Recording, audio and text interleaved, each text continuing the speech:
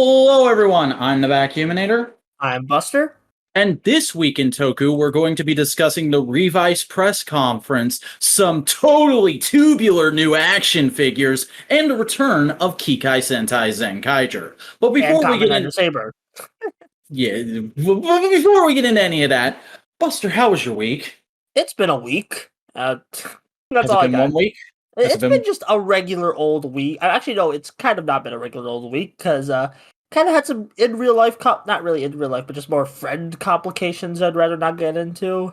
Oof. All I'll say is I've kind of been feeling a bit down, not to mention some writer's block, but I'm over it. Got a new video out, like what I should. I think Mondays is going to be like every day from now on. A Monday will be like, that's where you get a new video from me. You going to make Monday your release day, kind of like how I have Wednesday? Yeah, and like maybe occasional like shit posts or whatever. Yeah. That's basically my plan, is just stick to Wednesday from now on, and then when I hit the full-time goal on Patreon, just drop a random video once or twice a month. Yeah.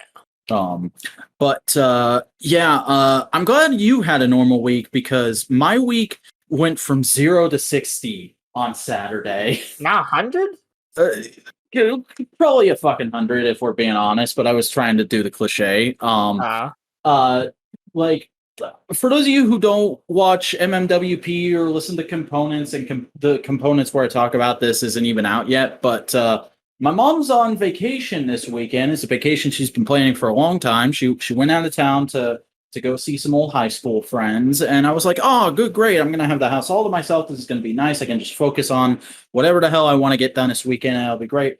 And it was like that for most of Saturday, and then my sister went and had her baby a week early. So with my mom out of town, I've had to take on the role of errand boy for the happy couple. And oh boy, has that made all my normal weekly stuff twice as stressful. Like we almost didn't get to record TWIT tonight because I wasn't able to watch the episodes this morning because I was getting some groceries for them. I mean, life's more important than whatever happened in Trigger. That's true. A lot of things are more important than what happened in this week's Trigger, but we'll talk about that in a little bit. Yeah. So yeah, just been a very, very hectic week for me. I wouldn't be surprised if I wake up tomorrow with a few more gray hairs, but not bad Vac. Not terrible. Just kind of like the we'll say it's the fun kind of busy, and leave it at that. But before we get too far into this podcast, I wanna do something that we've been talking about doing behind the scenes at Modular Media for a little while now. I'm going to introduce it here, which is that I want to remind you guys, before we get into the main show, to please, if you enjoy this series, support Modular Media by following this podcast on whatever platform you're listening to it on. If you're listening on YouTube, give us a like, comment, subscribe, help us out in the algorithm, ring the bell, all that good stuff. And if you want to keep up with news and updates in regards to the releases of these shows that we do here on Modular Media, please follow us on Twitter at the Modular Media and join our subreddit r/Modular Media. That's all. Just simple few things we would really appreciate you do to help us out in all the various wonderful and terrifying internet algorithms that are out there. Speaking of algorithms, we're making a little change to our own algorithm this week, because when we started this podcast, I said we were going to go in release order for new episodes. And what I meant by that was whatever show starts first is the show we talk about first, and whatever show is newest, we talk about it last. Buster and I had a little discussion the other day, and we kind of figure, just for the sake of our own flow of bringing up things from our memory and whatnot, we're going to start going in release order, because that's how that's also just how I tend to watch the episodes anyway. I know Buster tries to watch things. You try to watch things as quickly as they come out, right? Yeah, basically, as soon as anything's subbed or in Trigger's case, simulcasted, I just watch it as it comes out. Yeah, and with the way my schedule is right now, I kind of watch everything in a chunk on Monday morning, on a normal Monday morning. I do go in release order. I go at the moment. I go Trigger, Waku, Saber, Zenkaiger because I'm not watching Saber. But um, we're just gonna switch up to talking about the episodes in that order, the order they're released to the public, because we think it'll just flow a little bit better. But that's for later on in the podcast. Of course, we do new releases later. Right now, we're gonna go ahead and get into a bit of a news, and I'm just gonna say up front. I didn't look at any of the news aside from like little snippets here and there on Twitter until about 2 hours ago. I got home and real quickly pulled up all the news sites to glance over the articles and then put them in our document that we have here when we're recording the show. So I know some of this stuff, but a lot of it Buster's going to have to kind of guide me through as I also kind of read the articles. But let's go ahead and talk about the big thing that we had our sealed envelope discussion of last week. The Kamen Rider Revice Press Conference happened this past Monday, and we got to learn a whole lot more about the show. We got a big old trailer. We got to see a lot of the actors interacting in person. We got a reveal of the villains, and we got to see a full demonstration of the driver, and a lot of the first wave of toys was shown. So, Buster, what's your general impressions on stuff from the press conference? The press conference itself and like the stuff that was revealed, that was simultaneously the most exciting yet depressing conference I've seen out of a tokusatsu property. And I've been to Hasbro Fan versus Fridays. Yeah, that seems to be the general impression because a lot of it. I watched a few clips here and there. I never have time to watch a full press conference anymore. That's fair. But I watched a few clips over there. And it looks like Saburo Kimura is not only a racist, but a big annoying asshole who won't shut the fuck up. Basically, like, someone put it like best. I'm glad he fell on the floor when he came out. Like, basically the best way I can describe his personality is, think about those, like, anime protagonists who are just pricks, but, like, they don't know they're pricks. So he's, like, the best friend. Yeah, the best friend character, if you will. The shonen best friend, I should specify. Yeah, but like a bad version of that, like not a good version, because like shonen best friends are often one of my favorite archetypes, but he's not a good one. And I do take because I always like to give people the benefit of the doubt. I do have like a grain of salt with this of like maybe that's like the public persona he thinks he has to have as a voice actor, but also like the guy also did blackface, so that grain of salt is very small. Yeah. Not to mention, like, everyone else, they seem pretty chill. He just seemed a bit, like, over, and I get that's kind of the character of Vice. He's, like, this over, he's basically the hype man of Vice. Vice really seems like he's engineered to be the new Amajin of just, loud Stan character who's in everybody's face and being loud and goofy, and the kids love him. Yeah, and like this is kind of like a tad off topic, but in the commercials, he's introducing the toys. He's like, he's big in the promo material, which makes the fact that Subaru is voicing him even more annoying. I like the character. I love his designs. I like the kind of I love big, obnoxious but funny characters. I just like those kinds of characters. It's one of my favorite archetypes. But the fact that that voice actor is attached to that character, I'm just like, Have we found out yet? Is he voicing the driver? I don't think so. They haven't announced. God. Okay, so at least I wouldn't be surprised if down the road they do a CSM and he does some voice, but that's like 10 years in the future. Thing that's if he's not voicing the driver, I feel 10,000 times more comfortable about it. Yeah. Unfortunately, he is in the theme song. Ugh. This is what actually kind of pissed me off the most, cause they got Da Ice. The main guys who are singing the theme song is Da Ice, who did this really good One Piece opening. But they also have on the side Saburo, and it's just this is the most monkey's paw Kamen Rider press conference news ever. Mm-hmm. Because so much of this show seems hype, so especially the stuff we learned about specifically during the press conference. we now have full confirmation. All the forms are based off of an animal and a past rider, because the guy who makes the driver in the show is a massive fucking Kamen Rider fan, and the show takes place in a world where Kamen Rider is a TV show. Which, by the way, I think it's very smart that they said in a world where Kamen Rider is a TV show, not our world. Yeah, because that's Heisei forever. But like and honestly, that's like a fun way to do a 50th anniversary special without like making it like a full on anniversary. Like you can still have references, but like not like a big like GaoHunter Geo special. It doesn't have to be a cameo. Yeah, so it's gonna be less cameos and more like think Zenkaiger with like visual reference. Though I did see somebody say on Twitter it would be incredibly fun to see some past actors come back and just play themselves. Oh, and I was immediately like, we've got if Decade's gonna come back for anything else, he's got to come back to do that. Yeah, just Masahiro Inui as himself. Yeah. Although, well, I do like the jingle. Like, speaking of the driver, like we were talking about that, I do like the jingle. Like we got the jingle. Like, come on, Rex. Like that's a really good one.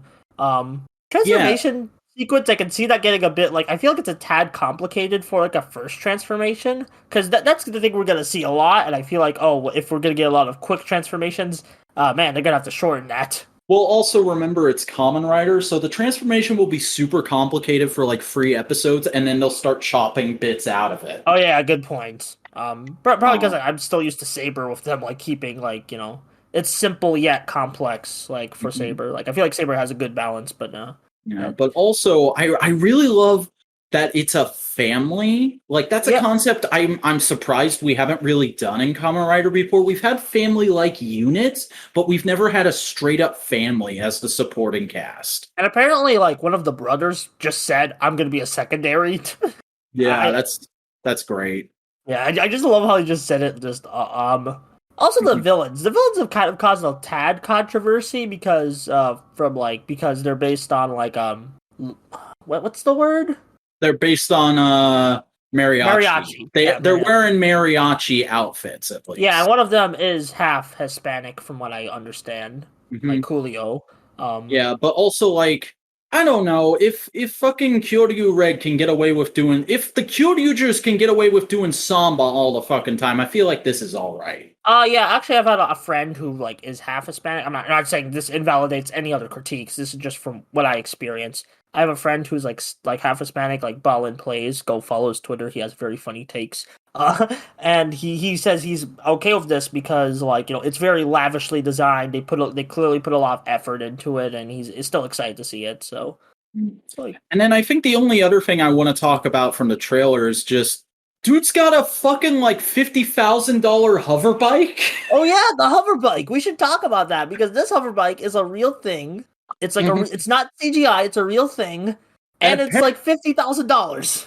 It's fucking insane. This is like the Trideron all over again, where everybody's going like, this thing is ridiculously expensive and stupid looking. And Japan has weird street laws. How are they going to get it in the show? And I'm like, they got the Trideron in every episode of Drive. They're going to fucking figure out a way. Oh, yeah, actually, the Trideron comparison never really hit me until you said it. Also, love how the posters at the bathhouse that the like Revi's family operates, or Iki's family operates at. Mm-hmm. Yeah, we did find out the name of the main character, Igarashi. Okay, which is a fine main character name. Yeah, I mean, his catchphrase, he says let's go, from what I like translated. Because so that can be fun, or Ikiize, like for Japanese phrasing, but whatever, you get what I mean. Also, I love how the rider kick is a 50, like Revi is the 5 and like Vice is the 0. That's great. Yeah, that's super cool. I also love just kind of the randomness of all the animal assignments for the various rider forms. Like, some people found it really irksome, but I found it kind of funny. And then, like, I jokingly said, yo, but they should totally make Wizard a dragon, because Wizard's a dragon. Either Wizard or Saber, that's going to be a dragon. Yeah, people were saying that to me, and I was like, okay, I was joking, but seriously, if Wizard doesn't get to be a dragon and Saber does, I'm going to be pissed. Well, also we're getting some Showa stuff because we're getting some Showa and Reiwa stuff. I'm pretty sure 01 already 01's getting some stuff. So Yeah, this isn't just Heisei like Geo because Geo was a specific Heisei celebration. This is just gonna be like an all rider celebration. Yeah, though interestingly, all the forms we have announced so far are Heisei. We have Revice T-Rex, Decade Megalodon, Exa Jackal, Gaim Praying Mantis, Fours Gorilla, Deno Mammoth, Double Falcon, Phys Pterosaur, Geo Brontosaur, and Kuga Lion. I think we also got like one of the things was like an Ichigo one. I don't see that on the article here, but I don't doubt it. Yeah, it's on the second article. Yeah, I see it now. Okay. Yeah. I think the Showa stuff might be a power up, like maybe a mid season power up might be like a stronger form. Ooh. I'm just saying that because I like stronger a lot. So yeah, I'd be down for that. I also love the dumb kind of axe gun weapon that looks like the kunai blade from Kabuto, and how freaking there's a scene in the trailer where Rivi gives it to Vice, like, here, play with this and go away. Yeah, and also smartphone, like the smartphone gun, which I like how like they swap weapons, like not like and have very distinct. Also, just like how we have an axe gun instead of a sword gun, and that's just fun. And then, do we want to comment on the thing? What thing? Yeah, the figures and how they combine in an unfortunate way. Hilarious! I love this. It's great. Like, the figures themselves look pretty sick. I would buy them, but I still feeling very hesitant about buying toys for this show. Yeah, like I don't know. It's super hilarious, but also I thought the joke was overplayed within a day of, oh, hey, Rivi's gonna walk up to Ichigo and go, it's 2022, Grandpa, we eat ass now. Yeah. That's funny for like 5 seconds ever. Yeah, I mean, it's still cute. But overall, despite unfortunate circumstances with the one actor, I'm still looking forward to Revice. I think it's gonna be a fun show. Yeah, I do feel like this might be like writing-wise and aesthetics-wise, this might be the fresh breath of air Kamen Rider. Kind of I love 01 and Saber, but I'll admit they kind of fall into like same old tropes, so it's nice to get a shake-up. All right. Well, let's go ahead and get into some Sentai news, and the first thing we have here is a big old tease for the next Sentai nostalgia mecha model kit thing, which is GaoHunter. They're very obviously doing GaoHunter. We have a silhouette for it. It looks like GaoHunter. That's all I got. Next. Yeah. Okay. We have finally gotten a proper announcement that Premium Bandai is doing the Kikai Sentai Zenkaiger Gearx DX Geartolinger, which is Stay Caesar's transformation device from Kikai Sentai Zenkaiger. And it's going to be a big old fancy remold / repaint of the oh god, I forgot the name of the original toy. Geartoling. Yeah, okay. And it's gonna have all the Dark Sentai gears that Stay Caesar has used so far in the show. Actually, no, it's just the Dark Sentai gears of just what are the 5 main Zenkaigers are based on. So Go Ranger, Zhu Ranger, Gao Ranger, Magi Ranger, Boken. Okay. Yeah, like I said, I barely glanced over this, but I think this looks really cool. I'm a little upset that this is Premium Bandai. Also, I'm a little upset that it's just those 5 gears, so we're probably getting a big old dark gear set at some point too. Yeah. That being said, I like the way the thing works in the show, and I have already put this on my wants list. I definitely want to get a hold of this at some point. Yeah, I love the standby sound. So. Mm-hmm. And it looks great. It's going to be releasing in January of next year, and it's going to run you 6,600 yen, which if I can open up the frickin' converter real quick, equals out to $60 USD, which is not a bad price for a Premium Bandai release, honestly. Yeah. I mean, it's relatively newer compared to the other Premium Bandai release we gotta talk about. Yeah, the Kishiryu Sentai RyuSoulger DX Memorial Gaisouken has been announced, And it's basically the same thing as the RyuSoulger they did a little while back, but in purple, and it comes with the appropriate keys. It's going to be basically the same toy, but proper adult size, and it's going to have some new sound effects in it. It's going to be more show accurate, basically. Yeah, basically a show accurate Gaosen. Everyone's been going nuts over this because GaoSorg is such a cool guy. So, and this is going to be significantly more expensive. It is releasing in February of 2022, and it's going to run you approximately $150 USD. Well, of course, RyuSoulger is relatively like an older series by this point, and they also probably want to cash in on those Americans who are liking Dino Fury. I mean, honestly, if I had any experience with RyuSoulger, I would probably want to pick up the memorial editions of the toys because of the show accuracy and also because of Dino Fury hype. Sorry. Yeah.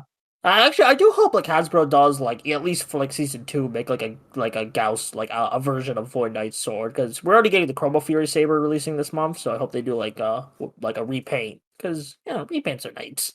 Hey, well, that was a nice bit of transition there from the both of us, because we can now move into Power Rangers news, where we have the first look at the Hito Kara Kuri Red Ranger, which is going to be a model kit of the Red Ranger from Flame Toys, and they've now shown the design sketch for it. This is kind of Flame Toys' style. They do very slow rollouts and reveals and constant updates for things.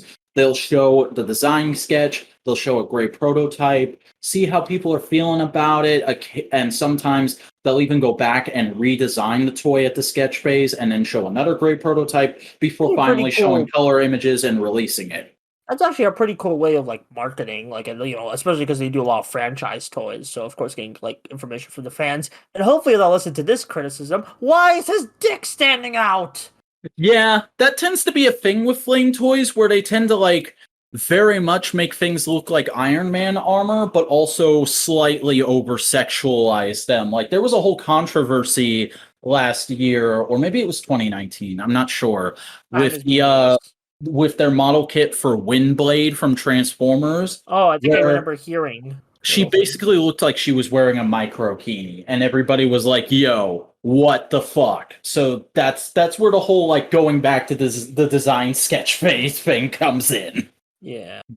So we might see that here, but honestly, other than the prominent crotch plate, I think this looks pretty cool. This looks like a way better version of the concept of what if Power Ranger costume but Iron Man armor than the Pierre 2017 movie did. Very much so. Very much so. I mean, I'm still like, at least it still keeps the core design. I'm still a bit mixed on it, not just because his dick is standing out. Yeah, I've been going to town on that. Also, just judging by the line work on this thing, it's very clearly supposed to have that sort of anime dynamic crotch thrusting standard stance that a lot of figures out of Japan tend to have, especially like Revoltech and stuff like that. I don't know. It just bothers me, especially because it's just so like compared to everything, it's just so bulging. It's just, I just find it funny. Like, I don't think I'm gonna pick this up. Maybe we have to do a Blue Ranger version. I don't know. Yeah, I'm not much of a model kit guy, so I probably won't be getting this. Yeah, this is a model kit. Oh, okay. Flame Toys pretty much exclusively does model kits. Occasionally, if a model kit sells really well, they'll re-release it as a straight-up action figure. Gotcha. Yeah, unfortunately, we don't have price or release details on this yet, just the teaser image, but for Flame Toys, it looks fairly standard, but in a good way. And now we get into the big thing from today, everybody. It got announced today. Yeah, or to yesterday when you're listening to this. Yeah. We have a new Power Rangers Lightning Collection release. The Power Rangers Power Rangers X Teenage Mutant Ninja Turtles Lightning Collection Morphed Donatello and Morphed Leonardo 2-pack fan channel exclusive. Woo! I take it you're very into this. Yes, very much. This is like, okay, I'm going to sound super hyperbolic. This is the best Lightning Collection figure, at least from the looks of it. Oh, wow. Yeah, I'm kind of like a very casual, but still like very much into Teenage Mutant Ninja Turtles. So, and these suits look sick, and the helmetless, oh my god, the helmetless ones whoa, I love how they look. It's the helmetless. Like I'm not usually a fan of the helmetless on the like usually the human like Lightning Collection, but since they're turtles and they have cartoony style, they look so good. Yeah, these do look like really good action figures. There's very little reuse here. I think the only thing that looks like straight reuse to me is just the lower legs, not even the foot. I think just the leg piece below the knee is reused. Because I had this turtle figure I played with all the time. I recognize like turtle proportions thanks to it. Yeah, but I definitely want to pick this up. These are, we should also mention, these are based off of how the Turtles look in the Power Rangers Teenage Mutant Ninja Turtles crossover comic from a couple of years ago. I've yet to read that, but I think I'm going to do that very soon. Yeah, and like, as I said, I think these are two very impressive figures. However, I'm probably not going to pick them up. In fact, I've decidedly not put them on my wants list because I'm an extremely casual Turtles fan, which is weird because Turtles are my favorite animal, but Ninja Turtles is just one of those things that never got to me as a child, so I don't really have much attachment of it. I've tried with it a couple times. I've watched the first 2 seasons and a little bit more of the 2012 series. I've watched the first live-action movie, and I liked those things. I just didn't stick with them. Oh, the first! I love the first live-action movie. That's the best tokusatsu movie ever. It is a really damn good movie. I'll give it that. Yeah, and also I love the new cartoon that they put out, Rise. That's great. I've heard great things about Rise. I do want to check out Rise at some point. Yeah, I'll give you like a mega link to it eventually because Nickelodeon makes it hard to watch it. Also, another cool thing about these figures, not only do they have the combined character-specific weapons for these looks, but brand new effects parts in these 2-packs. Yeah. And I think I tried to put all this effort because this is already sold out. Ninja Turtles fans, they're very devoted. Is it sold out on BBTS? No, it's still up on BBTS. It's sold out on Pulse. It's sold out on Pulse. But yeah, like I think these like crossover figures are a wonderful thing for Power Rangers. It gets the brand, some more recognition, and it gets Hasbro money to do other figures. That's what I'm guessing is there's probably so much unique stuff in here because maybe Playmates and Nickelodeon are footing a lot of the bill here. Yeah, and it's a great thing because like they already made a lot of money with these figures because of the pre-orders, and it's just. And which is also impressive because I think this is the most expensive 2-pack they've done so far. It's $54.99 USD. Yeah, well, it makes sense because it's like extra franchise tax. But yeah, I'm very much into this. If this means like the Power Rangers brand can still succeed, and I'm just saying when Street Fighter figures, that would be cool. I really want that would actually be cool. I'd be down for that. Yeah, I'm sorry, I'm super excited. Just like, I'm just so like, this is probably the most like, this is the best way you could start off Power Month. True. Well, I don't know if it's the best way. It would have been the absolute best timeline, in my opinion. Yeah. Pitch. Lightning Collection Titanium Ranger. Oh, that would have been so good. Yeah. We might still get that, though. There's plenty of Power Month left to go. Yeah, I mean, that would actually be the first Lightspeed. But speaking of awesome action figures, and moving on to our only bit of Ultraman news for this week, threeZero has revealed their second Ultraman figure, which is Ultraman Zero, the Chronicle, threezeroX, Ryuomaya Ultraman Belial. This is basically a slightly stylized figure of Belial in sort of kind of like Kamen Rider SIC spirit, and it looks fucking phenomenal. They got his like pimp coat from like one of the movies, and he looks so good, and it's I would buy this. But he looks like if they put Belial and Shin Ultraman. Yeah, like that I could totally see that if they do make a sequel to Shin, but that's for another day. Yeah, it's going for like $300, so I'm probably not going to pick this up, but oh my god, if you have the expendable income and you love Belial, this is like a perfect figure for you. And also, it probably justifies the price really well in its size, because it's going to be the same size as that big-ass Shin Ultraman we talked about a few weeks back. Wait, what was the first? The threeZero did regular Ultraman first? I don't remember. I know they announced that big Shin Ultraman, but I don't know if they so I think they announced. did Shin first. Okay, but still, I actually really like how now we're starting to get more Subaraya licensing, like the Ultraman license to making figure companies. We're starting to get like beyond Shin and the original. We're getting Belial. Yeah, it seems like they're taking the Hasbro approach to licensing of if you pay this standardized fee, you can do whatever you want within this sphere, but kind of go slow and gain our trust first. Yeah, and Belial, he's a very popular character. I mean, he keeps showing up in things, even as a talking sword. So, I mean, it's like putting Spawn in a toy line and then not doing a Redeemer. You gotta have the dark half in there. yeah, But yeah, that is all the news for this week. So let's go ahead and get into some new episodes and new episode formatting. yeah. First up, Ultraman Trigger, New Generation Tiga, Episode 4. 4 Smiles. I hate this episode.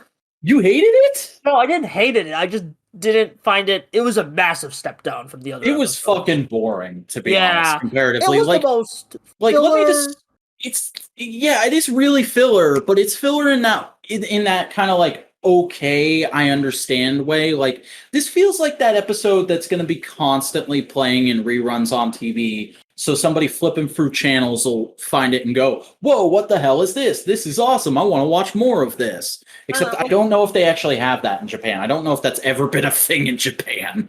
Well, like even so, like we're in the streaming age. We gotta think about streaming, and even I don't mind episodic episodes. Problem is, this doesn't really have like a focus. It felt very unfocused. It felt like just here's more of Aegis, and then here's a standard ass Ultraman plot of he's got to beat this monster, and it's hard to beat this monster, but a friend on the ground helps him out. Yeah, and like it kind of brought up a problem I'm having with Trigger, at least early Trigger. Where's the episodic plot? I don't know. I feel like Ultraman, like for me, like serialized, like saying Ultraman should not be serialized is a dumb thing, but like Ultraman serialization is great, but it's a franchise mainly known for those one-off great stories. So I feel like where's that? Yeah, it feels like this is trying to be that, but it's still but like the front half of it is still focused on like more of here's Aegis. This is what Aegis is like. Don't you like Aegis? Look, he blasted off like Team Rocket. Yeah, this really felt like it should have been like part of episode 3. Like they could have like put it into episode 3 somehow. Yeah. I don't know. It's just like I probably also wouldn't have such a big problem with it if it wasn't for the fact that this is the episode that we're leaving off of before we get 2 recap episodes back to back. And I mean, like, granted, those recaps aren't just for Trigger; they're for like Z, X, Ginga, but like still. yeah, and like I'm somebody who has historically been lenient towards recap episodes or clip shows. Like Transformers Prime has 2 recap episodes in the same season, but I like them both because they go a long way towards advancing certain character arcs. This just looks like straight recap for the sake of recap, and it's 2 episodes back to back, and they're really early into the show. Yeah, I mean, granted, they're not going to be counted as episodes, but like they're specials. But still, like basically, Trigger's also going on hiatus, just as we got Zenkaiger back. Yeah, it feels really wonky, and I'm a bit upset about it. Yeah. That being said, there were things about this episode I enjoyed. The effects were really good. There was some great Sakamoto directed action. I'm liking how we're building up the character dynamic between the main three, if you will, a little more. Yeah, I don't know. It's like it's okay, but it's hard to be positive about it given the circumstances. That and just like we just got 3 banger episodes. It just feels like we just took a massive step back, and not in a good way. Well, speaking of massive step backs. Oh god. Kyusei Sentai Waku Saver, episode 5, finale or something. Who gives a fuck what it's called? Yeah. That was boring. Buster, what the fuck was this show? It was it was clearly a first attempt. Mm-hmm. I hope the Metal Hero show is better. I was trying to be super positive about this at the beginning, like, oh yeah, it feels like they just wanted to do something else besides making porn. And like every episode since that first episode has really felt like nobody here really cares. Like, the villains are maybe having a bit of fun in their roles, Yeah. but it doesn't feel like the stunt actors or the ranger actors or even the fucking cameramen really care about what they're doing. And Like, granted, at first it was they're pretty making porn, so I kind of get it, but like, I don't know, like it felt like there was this like, okay, we don't know how to write a story, but we know we want to make a thing. We want to make a toku. we all At the remember beginning. what Sentai was like when we were growing up, so I guess we'll just go off our memories. Yeah, so they did like the first 3 episodes were okay, especially episode 3. I feel like episode 3 was like the highlight, quote unquote, of the series because it was like kind of what I expected and what I wanted. Then like episode 4 and 5 just bored me, and it's just I don't know. Should we even cover the Metal Heroes one they're doing? Willing to give the first episode a try, but like if it Yeah. feels the same, I might just drop it there. Same. And you know what? I'm just gonna put it out there. We've gone this far. I understand if you don't want to, but like I won't. if somebody is brave enough to sub episode 6, I think I will watch TV it and Nihon tell will. people what I thought. TV Nihon, if you mad lads sub episode 6, I will watch your subs and discuss them on the show. Okay, and a preferably safe for work way. Oh yeah, I'm not gonna be like, and then this person had this happen to them, and you know what I'm talking about, and it was super Yeah. hot, dude. Yeah. Man, I wanted to like it. The suits are decent. There was some energy in the beginning, but it just fizzled out, and it's a novelty. This is a very much a novelty series, but it's not a great novelty, if you This will. feels like a footnote. This feels like a fun fact that you're gonna bring up to people at a con in like Or a 5 years. tokusatsu iceberg or something. Yeah, like new people to Tokusatsu. This is one of those things that you're just gonna throw at them as a curveball. Like, hey, bro, did you know that there was a Sentai porn parody? I mean, they'll be like, everything is a porn parody. What are you talking about? But no, like it got an actual series. It was like a thing. Well, I'm trying to impress you with my knowledge, new guy. Yeah. Yeah. It'll be Anyway, one of I'm much those. more. We've kind of been down. Let's get positive again, as mainly me, because I'm only watching Saber. And I first week. No, we talked about it during the crossover week. But like first week, we're talking about a standalone episode of Saber, Kamen Rider Saber episode 44. I'm not putting the titles in. So this was basically we got the debut of Kamen Rider Storius. Oh my god, he's so cool. He also basically summons out like 4 like henchmen who are like, and they're super cool. It's like basically just wipes the floor with everyone, and then it's like, I'll be waiting, everybody. Like for the final arc, and then the rest of the episode is basically just we need to say our goodbyes to everyone. We need to train. We need to get ready for the final battle. And oh my god, it's so emotional stuff. Oh, It's a lot of little like footnotes and whatnot. yeah, character moments, great like build up, and we see adult Luna come in. No mention of Senki. By the way. You know, like Kento, Toma, and Luna make their promise. Like Buster hangs out with his family from the manga. Oh, sick. Yeah, like they brought an actress to do like Buster's wife. Like everyone's training, they're all saying their final goodbyes. It's all just really good stuff, and then it like ends. Didn't somebody also say like he was gonna fuck the main girl if he survives the finale? That's Rintaro. Oh, okay. That's Rintaro. That's I saw that going around Twitter, and I was like, damn. no, it was like mostly just confessing love. You know, Okay. wholesome. Like May, you know, that's a really good scene. And then like the final scene, they don't even play the ending, like you know the ending song for Saber because Saber has an ending. They don't even play that. They just have this like insert song. I have no idea who sings it, but like a new insert song, and it's like everyone getting ready to like you know basically head to the final battle. And then the preview is like what? Like they don't play Almighty like they usually do for the previews. It's like new music, new way of directing, and then we see like everyone say Henshin, and it's like whoa, this is gonna be epic. It's like cool. Yeah, it's probably like the best let's go beat up the pre-final arc episode I've seen out of Rider. Like That's really cool to hear, man. I'm glad. yeah, sorry, I just really like Saber. Okay. Hey, that's all I got. We can talk Zenkaiger now. Kikai Sentai Zenkaiger, episode 21. The giant kaiju are doing giant damage. That title has so little to do with the episode and yet so much. Yeah. What did you think? Because I've been talking a lot. I I enjoyed this episode, but I feel like it's trying to do a little too much. I can see that. Like, elaborate. Like we open the episode with a recap and immediately go into the villains being like, god damn it, the good guys, they got a power up. And how are we gonna counter that? We've already got a plan in motion and it's going, and oh wow, blah, blah, blah, all this stuff is happening. And then a lot of the plot is dedicated to just dealing with the monster of the week, which was cool. I liked the monster of the week. Like we've talked before, we've talked about how some of the alternate dimensions that they portray are like pseudo horrifying, like but this one really takes the cake because you've heard of the concept before of like a mirror universe where there's alternate evil versions of you and all your friends.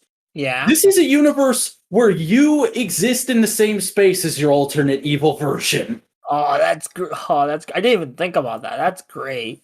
Mm-hmm. And like that majorly affects the plot. A lot of the plot is just like showing evil Kaito and Zox doing stuff, and it's hilarious and probably and then the entire plot grinds to a halt in the finale to go, look at the new amazingly badass toy. Yeah, and it's so good. It's like Kaito grows and Zox shrinks, and then they combine to make like a big kaiju, and it's like the greatest thing ever. I do love how they came up with a justification of it destroying buildings and stuff in its debut. That was really smart. Oh yeah, I didn't even think about that until now. Yeah, this was like a fun episode. Feels the most. It's a really good episode. It just feels like, you know, it's fun. Like if you're doing like an episode by episode review of like every Zenkaiger episode, it feels like you'd just be like, this is funny, and that's it. I mean, great. Yeah, like I had a great time with it. It was just like moving so fast. It was a lot like my day. But one thing I did really enjoy about it that I want to pick out and talk about is I loved seeing Kaito interact with a police officer for however short it was. Because you don't see that a lot in Sentai, unless it's specifically a police Sentai, of just like how the actual police feel about the superheroes. And they're like, yeah, you guys probably have it really hard, don't you? We're sorry to inconvenience you. And Kaito just basically says the same shit, and then Zox ruins it. Yeah. Like, just Zox just comes in and just be like, we need to do a thing. Mm-hmm. I would love it if that police officer comes back next week and just, like, gives Zox a ticket. Yeah. I'm trying to think if there's anything I want to nitpick There's about a teaser. Episode. There's, like, a teaser for, for Stacy's new mecha, which looks interesting. I don't know. How'd you feel about Yachan basically being Aunt May in this episode? That was cute. I felt like it gave her a bit more layers because we've kind of seen her as like the cool aunt, but we never really seen her like concerned about like any like. I mean, we've seen concerned about like others, but usually still like happy. But this is kind of the first time we've seen her like quote unquote break down, if you will. I've been dancing around it this entire time because I couldn't remember exactly what it was, but I do have a massive fucking nitpick about this episode. It better be a nitpick. when the Zenkaigers go to when the Kikainoids go to confront the fakes, and fake Kaito immediately starts doing a real Kaito impression, even though we've already established that the Kikainoids know it's fake Kaito, and they fucking fall for it. That was kind of dumb. Oh, but that leads to one of the better parts of the episode, the roll call. Oh yeah, the roll call was great. I was just like, that little moment, I was like, okay, that really diminishes some of our protagonists. Yeah. But like the roll call is like, you know, it was like I love Zenkaiger's trend of let's make the roll call funny. Mm-hmm. There's been like a different roll call every week, which is pretty neat. Yeah, like, you know, that's hard to do because you got to get like different effects people, different like, you know, like everybody's got to be on the ball. Yeah. Mm-hmm. But no, I enjoyed the episode overall. I just think it's what's the term I'm thinking of? It could have used some tightening of its screws, if you will. Yeah, I can see that. Mm-hmm. But I think that's it. I think that's everything we watched and did this week. So outside of like the toys and Saber, kind of a mixed week, honestly. Not the greatest week. It's been a rough one, but you know, you don't always get home runs. You gotta roll with the punches, and It just feels like ever since like Trigger, like Zenkaiger just been like, "Whoa, this is great," and now we're just kind of getting like the occasional like oof episode, so it hits harder. it's like when a straight A student gets a C. Yeah. It's like, dude, what happened here? You're supposed to be great. I'm gonna show you the ropes. Yeah. Like I say to really experienced like 40-year-old tokusatsu directors from Japan. Every YouTuber, you're either so young or so old, and you're just like telling the professionals what to do. That's the job description. But hey, Buster, since we're at the end of the show, why don't you tell everybody your job description and where they can go watch you doing your job? Hi, I'm Buster Corp. I make videos on the YouTube at the Buster Corp channel. Sometimes I'll do like editorials, reviews, shit posts occasionally. I just did a video about the cartoon discussion sucking because it's been bugging me for a while. And I'm just like, you know what?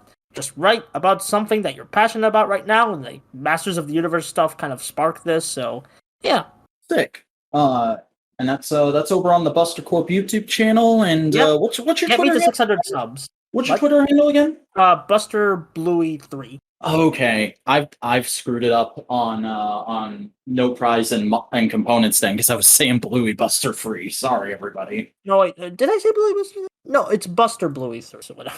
Yeah. All right. Well, I'll issue a correction of some kind. But if anybody wants to find my work, I am the Vacuuminator. I'm a toy reviewer here on YouTube.